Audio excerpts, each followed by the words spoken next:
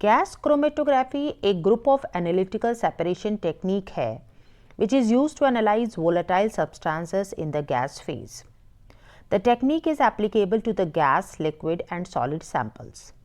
अगर sample solid है तो इसे हम सॉल्वेंट में डिसॉल्व करके वेपोराइज करेंगे in order to separate the analytes by distributing the sample between the two phases, that is a stationary phase and a mobile phase. When a mixed solution sample is injected into the gas chromatographic system, the compounds contained in the sample, including the solvent components, are heated and vaporized within the sample injection unit. यहाँ पर जो हमारा liquid sample है, this is the liquid sample, वो sample injection unit में heat and vaporise होगा. Sample injection unit में heat and vaporise होगा. देन कैरियर गैस के साथ, that is the mobile phase के साथ, कॉलम में सेपरेट होगा. एंड देन डिटेक्टर इसे इलेक्ट्रिकल सिग्नल में कन्वर्ट करेंगे, जिससे हम पता लगा सकेंगे कि what does it contain and in what amount. तो यहाँ पर हम ये कह सकते हैं कि गैस क्रोमेटोग्राफी ऐसी टेक्निक है जो ऐसे कंपाउंड्स को सेपरेट करने में हेल्प करती है जिसकी वोलेटिलिटी हाई हो, जिसका मॉलिक्यूलर वेट लो हो और जो थर्मली स्टेबल हो. गैस क्रोमेटोग्राफी में आइदर लिक्विड और solid is used as a stationary phase while gas is used as a mobile phase. Stationary phase sample components के लिए केमिकली इनर्ट होना चाहिए, उनकी बहुत ही लो वोलेटिलिटी होनी चाहिए और वो थर्मली स्टेबल होनी चाहिए. अगर स्टेशनरी फेज लिक्विड है तो it is either directly coated on the inner wall of the column or it is immobilized or adsorbed on a solid support material like silica, and then it is packed in the column. इसके साथ साथ important ये भी है कि column में liquid stationary phase का vaporisation भी मिनिमम होना चाहिए, जिसे हम कॉलम ब्लीड भी कहते हैं. दैट इज जो लिक्विड स्टेशनरी फेज हम ले रहे हैं उसका वेपोराइजेशन बहुत ही मिनिमम होना चाहिए, दैट इज कॉलम ब्लीड बहुत ही मिनिमम होना चाहिए. सॉलिड स्टेशनरी फेज की बात करें तो silica gel is common. It is polar and often used in normal phase chromatography. Alumina is used for separating polar compounds. Fluorosil is a magnesium silicate solid that's often used as a polar stationary phase, particularly in the analysis of pesticides.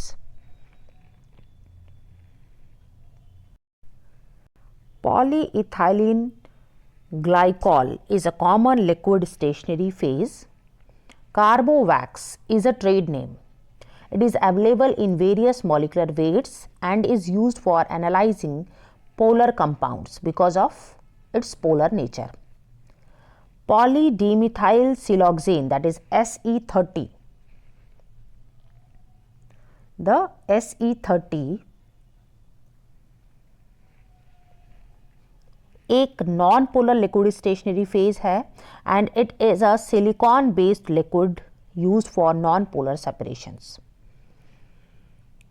Other examples of liquid stationary phase include the cyclohexane dimethanol succinate, that is CDMS, diethyl glycol succinate, that is DEGS, the carbaran silicon, that is Dexil 300, and the Dexil 400 are also available.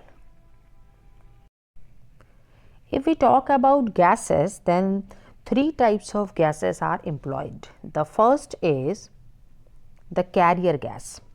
Career gas एक inert gas होती है जो injected sample को column में carry करती है for the separation और फिर सेपरेटेड कंपोनेंट्स को डिटेक्टर तक पहुंचाती है। For example helium, nitrogen, hydrogen and argon. इसमें सबसे ज़्यादा यूज होने वाली गैसेस हैं helium and nitrogen. Although helium is expensive but is desirable when using a capillary column. It has a large range of flow rates and is compatible with many detectors.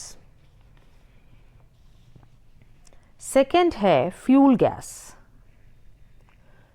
Fuel gas तब use होती है जब हम FID that is flame ionization detector का use करते हैं।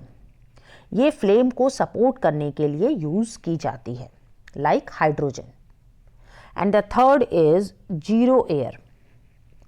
ये purified air होती है जो ऑक्सीडेंट की तरह यूज होती है for the combustion of flame in the detector. Important ये भी है कि गैस क्रोमेटोग्राफी में जाने से पहले तीनों gases that is the carrier gas, fuel gas and zero air को इंटरमिक्स किया जाता है in the desired proportion to prepare the mobile phase. Now the types of chromatography. Gas chromatography दो टाइप्स की होती है, that is the gas liquid chromatography and the gas solid chromatography. Gas liquid chromatography में stationary phase liquid होता है and this is widely applied in analyzing volatile compounds such as alcohols, fatty acids and flavors. Gas solid chromatography में stationary phase solid होता है and it is effective for separating compounds based on the molecular size and polarity. दोनों ही cases में mobile phase gas होती है जिसे हम career gas भी बोलते हैं, जैसा कि अभी हमने डिस्कस किया।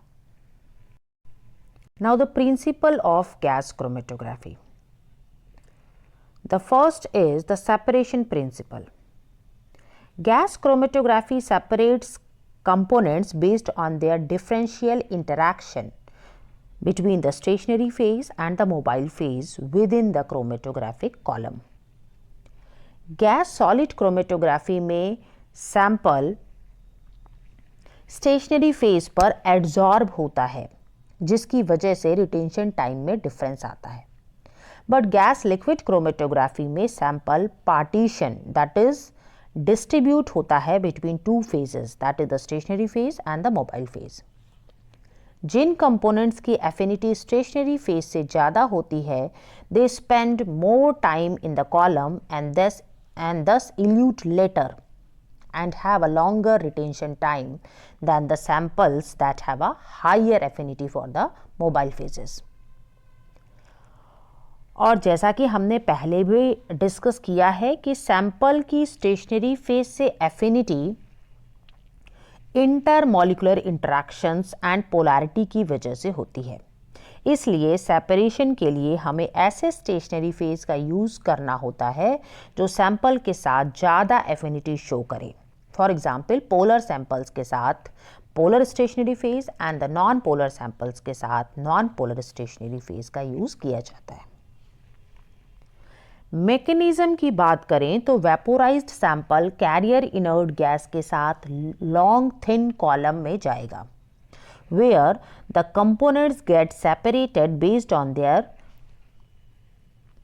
volatility, that is जो सैंपल ज़्यादा वोलेटाइल होगा वो कॉलम में सबसे पहले रन करेगा, जो उससे कम वोलेटाइल होंगे वो पहले सैंपल के पीछे रन करेंगे और जो सबसे कम वोलेटाइल होंगे वो सबसे पीछे रन करेंगे अगर सैंपल मिक्सचर में 3 कंपोनेंट्स प्रेजेंट हैं तो।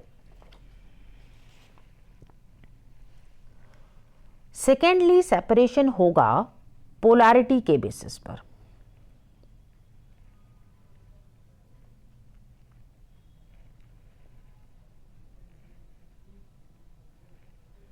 जो अभी हमने डिस्कस किया कि polar stationary phase polar sample के साथ ज़्यादा एफिनिटी शो करेंगे and last but not the least, that is the intermolecular interaction के बेसिस पर भी सेपरेशन होगा, दैट इज जो इंटरैक्शन ज़्यादा शो करेंगे उनका रिटेंशन टाइम लॉन्ग होगा.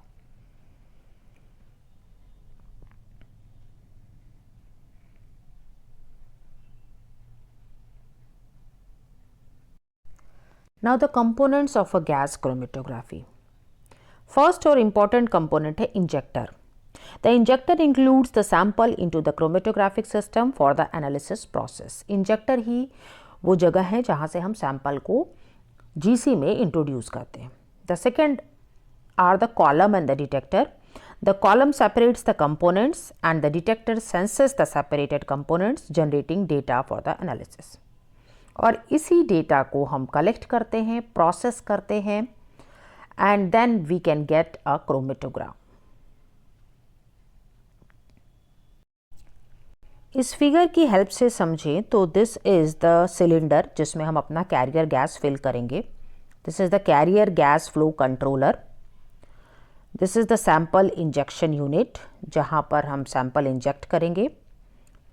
This is the long thin narrow column जिसको हम कॉलम ओवन में प्लेस करेंगे. दिस इज द डिटेक्टर, और डिटेक्टर से आने वाले सिग्नल्स को हम कंप्यूटर पर प्रोसेस करके क्रोमेटोग्राम को ऑब्टेन करेंगे. So these are the different components of a gas chromatographic system. We will discuss the instrumentation portion in detail in our next video lecture. Column की बात करें तो column is a long narrow tube through which the sample travels and it contains the stationary phase that interacts with the analytes as they move through. हम column को GC का heart भी कह सकते हैं. दोनों तरह के कॉलम का यूज किया जा सकता है, that is either the packed or the capillary column. But capillary column are more commonly used in modern gas chromatography due to their superior separation capabilities. Detector ही सैंपल के फिजिको-केमिकल प्रॉपर्टी को sense करके response show करते हैं, जिसे amplify करके electronic signal में convert करके क्रोमेटोग्राम डेवलप किया जाता है कंप्यूटर पर. Flame ionization detector that is FID commonly use detector है फॉर ऑर्गेनिक कंपाउंड्स. ये ऑर्गेनिक कंपाउंड्स में प्रेजेंट कार्बन को आयोनाइज करता है by using a hydrogen flame. The resulting ions generate an electric current which is proportional to the concentration of the analyte. Mass spectrometer molecular ions peaks का use करके components को identify and quantify करते हैं. These detectors offer exceptional selectivity and sensitivity in the compound analysis. The main advantages of gas chromatography are इस technique की separation power बहुत अच्छी होती है, ये कॉम्प्लेक्स मिक्सचर्स को भी रिजॉल्व कर सकती है. The sensitivity is quite high, a few mg of the sample is sufficient for the analysis, gives good precision and accuracy. Analysis बहुत शॉर्ट टाइम में कंप्लीट हो जाती है. इंस्ट्रूमेंट कॉस्ट भी रिलेटिवली लो होता है and life is generally long. And also the technique is suitable for routine analysis क्योंकि किसी बहुत स्किल्ड पर्सन की ज़रूरत नहीं होती है रिलेटेड कैलकुलेशंस के लिए. इतने सारे एडवांटेजेस के साथ आइए देखते हैं instrumentation portion. Basically, all gas chromatographs, whether GLC or GSC, consist of 6 basic components: a carrier gas, a sample injection system, the separation column, one or more detectors, thermostated chambers for the temperature regulation, and an amplification and the recorder system. ये हमारा career gas tank है जिसमें हम career gas को लेते हैं, that is hydrogen, helium, nitrogen और air, जो मोबाइल फेज की तरह एक्ट करती है. इस सिलेंडर के साथ जुड़े होते हैं pressure regulator and the flow controller, जो कैरियर गैस के प्रेशर एंड फ्लो को मेंटेन करते हैं. ये है हमारा sample port, sample injection port, जहाँ से सैंपल इंजेक्ट किया जाता है कॉलम में। हम गैस, लिक्विड या सॉलिड सैंपल को वोलेटाइल लिक्विड में डिसॉल्व करके इंट्रोड्यूस कर सकते हैं, जो इंस्टेंटली यहाँ वेपोराइज होंगे और कैरियर गैस के साथ कॉलम में जाएंगे।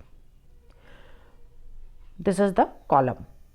कॉलम ग्लास या मेटल ट्यूब के बने हो सकते हैं, जो क्वाइल्ड, बेंट या स्ट्रेट हो सकते हैं। इस कॉलम में स्टेशनरी फेज या एड्सॉर्बेंट को पैक किया जाता है in the form of fine size graded powder, या लिक्विड की थिन फिल्म को कोट किया जाता है ऑन द कॉलम वॉल, या फिर पोरस मटेरियल पर पहले लिक्विड को कोट करके देन कॉलम में पैक किया जाता है। कॉलम में कैरियर गैस की हेल्प से कंपोनेंट्स का सेपरेशन होता है और इल्यूटेड सैंपल डिटेक्टर पर सिग्नल शो करते हैं। This is the detector. और processed signal that is chromatogram हमें रिकॉर्डर पर दिखाई पड़ते हैं। यहाँ पर प्रोसेस 2 पीक्स का प्रोसेस सिग्नल हमें रिकॉर्डर पर दिखाई दे रहा है। कॉलम एंड डिटेक्टर जो दोनों ही ब्लू कलर से शो हुए हैं, बिकॉज इन दोनों को हम थर्मोस्टेटेड चैम्बर में प्लेस करते हैं for the temperature regulation of the column and the detector. आइए डिस्कस करते हैं सभी इंस्ट्रूमेंटेशन पोर्शंस को वन बाय वन। सबसे पहले बात करेंगे गैस सप्लाई एंड रेगुलेशन की। Gas supply and regulation are critical aspects of the gas chromatography to ensure precise and reliable analysis. सबसे ज़्यादा यूज होने वाली गैसेस हैं हीलियम, हाइड्रोजन एंड नाइट्रोजन।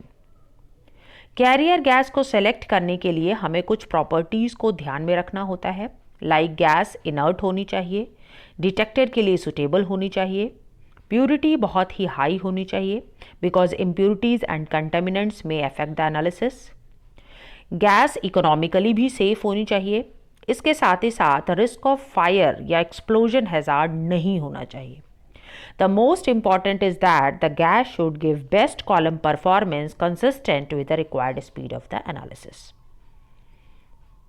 अगर गैस का कंपैरिजन करें तो हीलियम को जनरली यूज़ किया जाता है because of its excellent thermal conductivity, inertness and low density, and it also allows greater flow rates, but helium is expensive.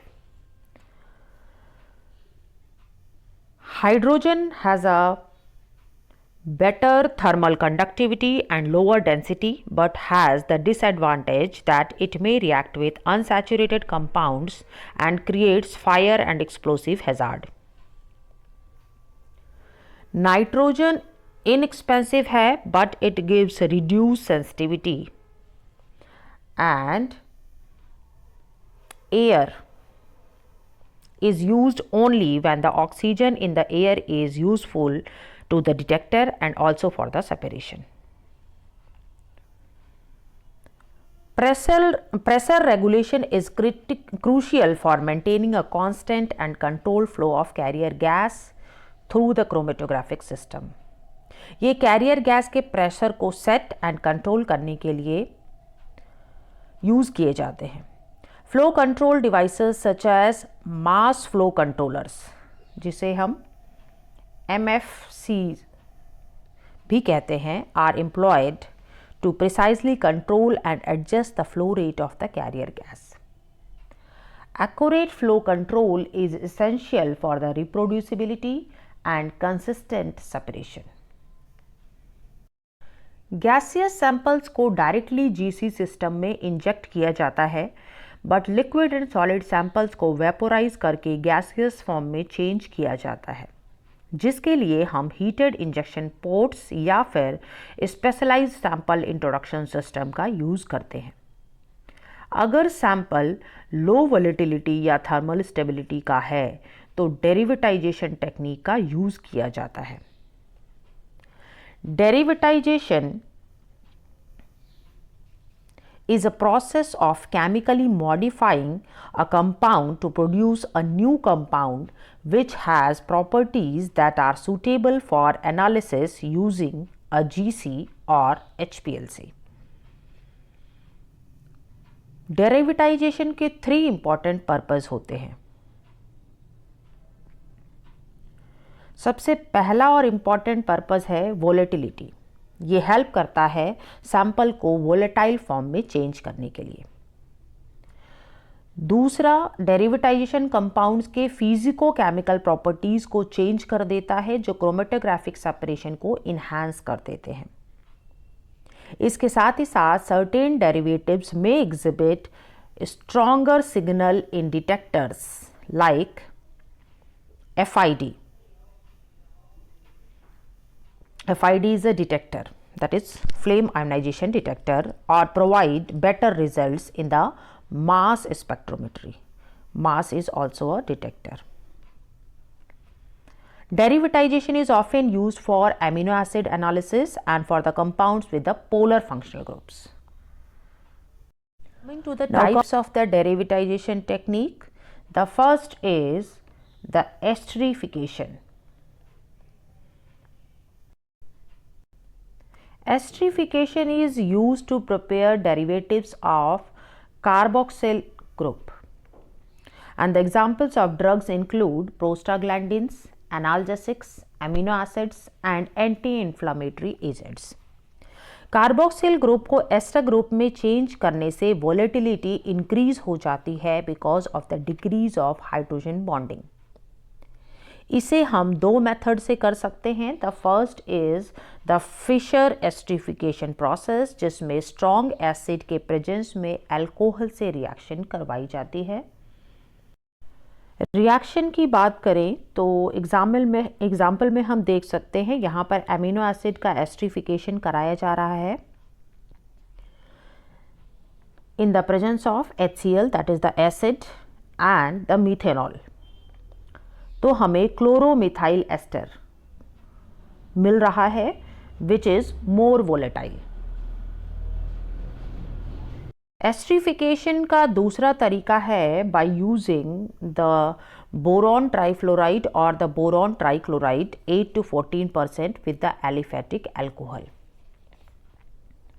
ये हमारा अल्कोहल है with the R group and this is the acid with the R- group. दोनों को BF3 के presence में reaction करवाया गया है, तो एस्टर मिला है with the R- of the acid, and this ester is more volatile. Second derivatization technique है acylation and perfluoroacylation.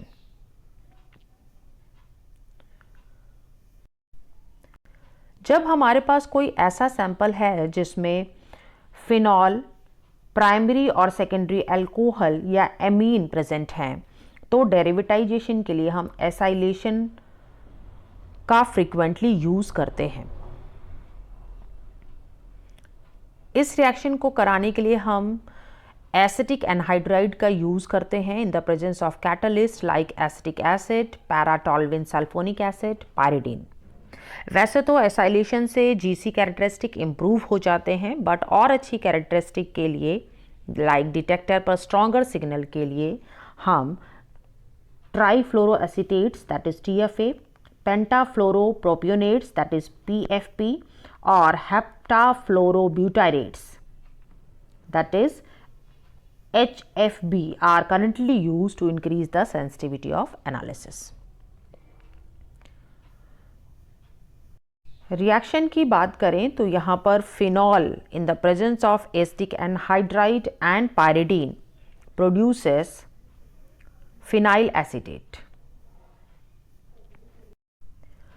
दूसरे एग्जाम्पल की बात करें तो यहाँ पर amine, this is the amine का रिएक्शन TFA दैट इज ट्राईफ्लोरोएसीटेट से करवाया जा रहा है, जिसमें एमीन ग्रुप का एक हाइड्रोजन रिप्लेस होकर COCF3, this is the COCF3 group का प्लेसमेंट हुआ है।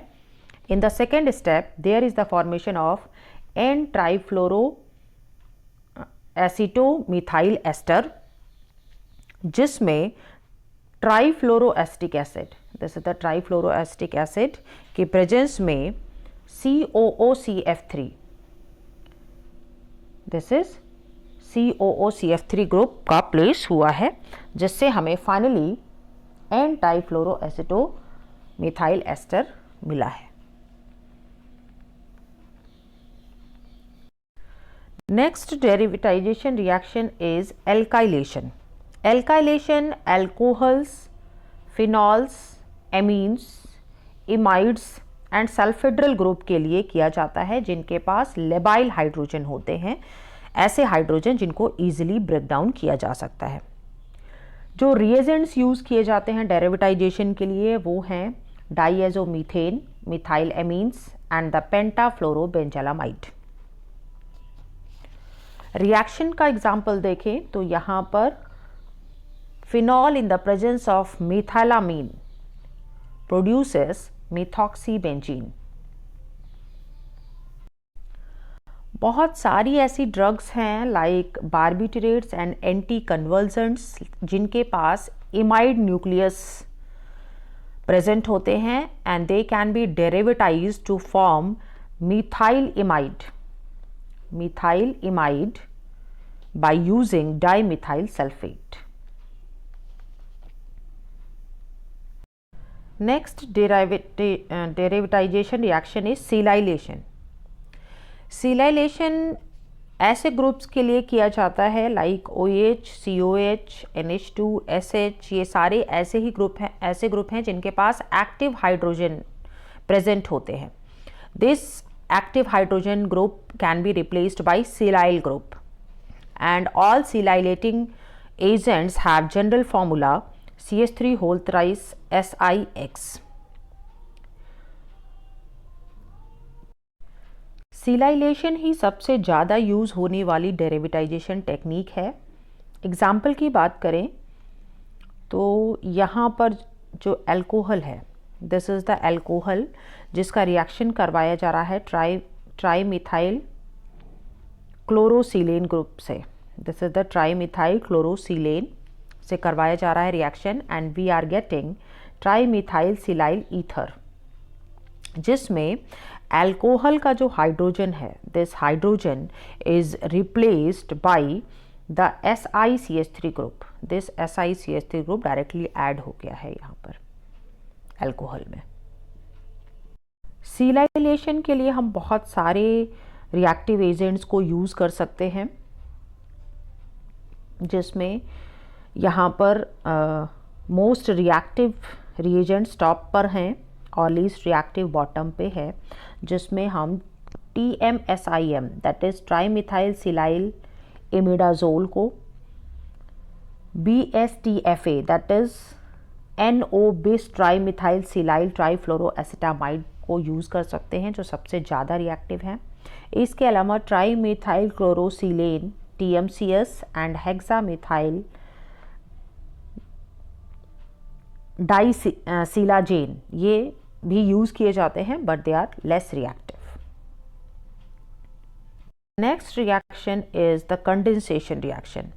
अगर सैंपल में कीटोन या एल्डिहाइड ग्रुप प्रेजेंट है तो इसे फ्रीक्वेंटली डेरिवेटाइज किया जाता है to prevent the hydrogen bonding due to enolization, to aid in the resolution from an interfering substance और to increase the sensitivity of the detection.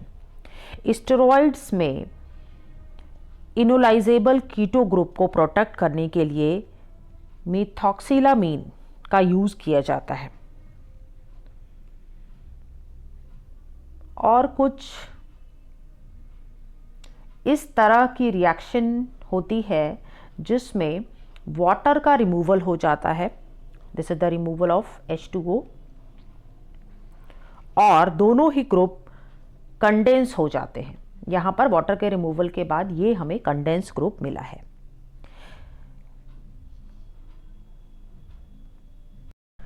Amines का derivatization करने के लिए भी हम कंडेंसेशन रिएक्शन का यूज़ करते हैं। यहाँ amphetamine, this is the amphetamine which undergo condensation with the carbon disulphide to produce the isothiocyanates which are thermally stable and tailing is minimal. Last but not the least, the cyclization is performed on the compounds containing two functional groups in the close proximity so that the 5-6 membered heterocyclics can be formed. It may be ketals, boronates, triazines and phosphines. Corticosteroid जिसमें alpha OH ketones का cyclisation किया जा रहा है with the formaldehyde, this is the alpha OH group और cyclisation formaldehyde के साथ किया जा रहा है. This will form the bis-methylene dioxy derivative. This is the bis-methylene dioxy derivatives which are thermally stable and permit the resolution of the corticosterone from a mixture of steroids. Phenylpropylamine, this is the phenylpropylamine जो एक कैटिकोलामाइन है उसको ऑक्साजोलिडोन में साइक्लाइज किया गया है for the derivatization. यहाँ पर हम देख पा रहे हैं कि जो फिनाइलप्रोपेलामीन है वो एक ओपन स्ट्रक्चर है, बट जबकि ऑक्साजोलिडीन जो है वो एक साइक्लिक स्ट्रक्चर है जो जीसी में इसके परफॉर्मेंस को बढ़ा देता है.